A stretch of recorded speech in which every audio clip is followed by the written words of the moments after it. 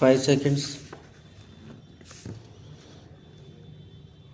We started planning as the house will remember 3 years or 4 years ago with very little data. It is very difficult to plan without data. Gradually, we have collected data. Gradually, we have made the states and the people in the states plan conscious. All the time, we have had to face the terrific problem of food shortage in this country. We came to the conclusion, rightly or wrong, that in the first 5-year plan, the most important thing was the agricultural front. Of course, we are carrying on with the river valley schemes and we have put up factories and many other kinds of plants. But essentially, we realized that food shortage was the big problem and we concentrated on that. We did that because we felt that unless we had a strong food basis, our industrial efforts might well be bogged down. Honorable members who have studied the history of other countries probably know that too much stress on heavy industries has produced difficult problems in those countries. In fact, the price paid for rapid industrialization has been in some socialistic countries. I am certain that no country with any kind of parliamentary democracy can possibly pay it. Maybe where there is a dictatorship with an army behind it, they may be able to do it. But even a dictator cannot go too far without the consent of the people. Real progress must ultimately depend on industrialization. That industrialization ultimately depends on heavy industries. Even to preserve our national independence and much more to raise our standards of living, heavy industries are essential. But if we go in for heavy industries alone and not think of the other factors, it is quite possible that our problems will become much more difficult. It is possible also that unemployment will grow. We have to face the problems will become which China has to face. Of course, we hear many kinds of reports about China. There are good accounts and true accounts. There is terrific unemployment in China. Their own leader says so. They are trying to face it, perhaps in a different way. The same problem comes up before us. We want higher techniques.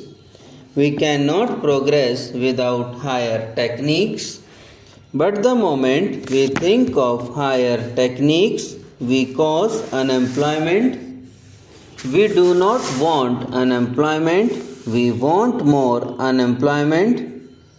We want that no one be unemployed here. People talk about the public sector and the private sector. Does the House realize that the biggest and the overwhelming part of the private sector is the private sector of the peasants in India? That is the real private sector in our country, not the few factories we have. There is much discussion about the public sector and the private sector. I said the other day and have said it more than once that I attach great importance to the public sector. The pattern of society that we look forward to is a socialist pattern of society which is classless so far as the Congress is concerned for a long time past. It has laid down its objective for a long time past. It is laid down its objective as a classless society, which obviously can be attained only in a socialistic pattern.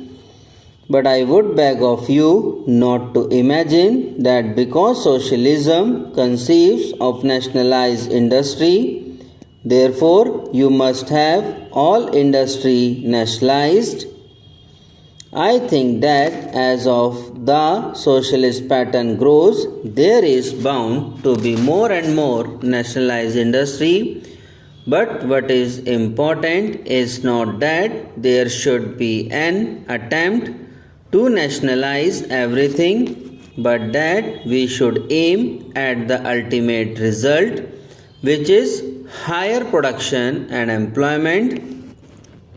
If by taking any step you actually hinder the process of production and employment from growing, then that does not lead you to the socialistic pattern. In a country like India, where money, trained personnel and experience are lacking, we have to take advantage of such experience, training and money as we have.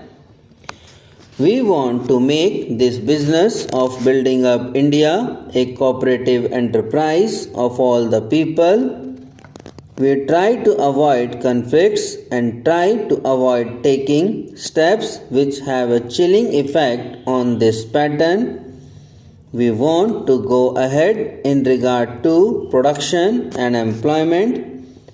This is the vital thing, and in order to attain that, we have to create the right atmosphere and encourage initiative.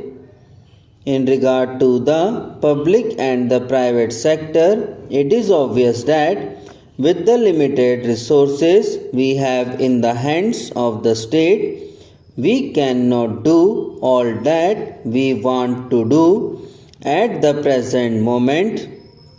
We shall, of course, try to do as much as we can, but some people suggest that we must prevent the private sector from functioning in the field of industries. I think such an idea comes from confused thinking. I do not understand this attitude. I want a socialist society in India.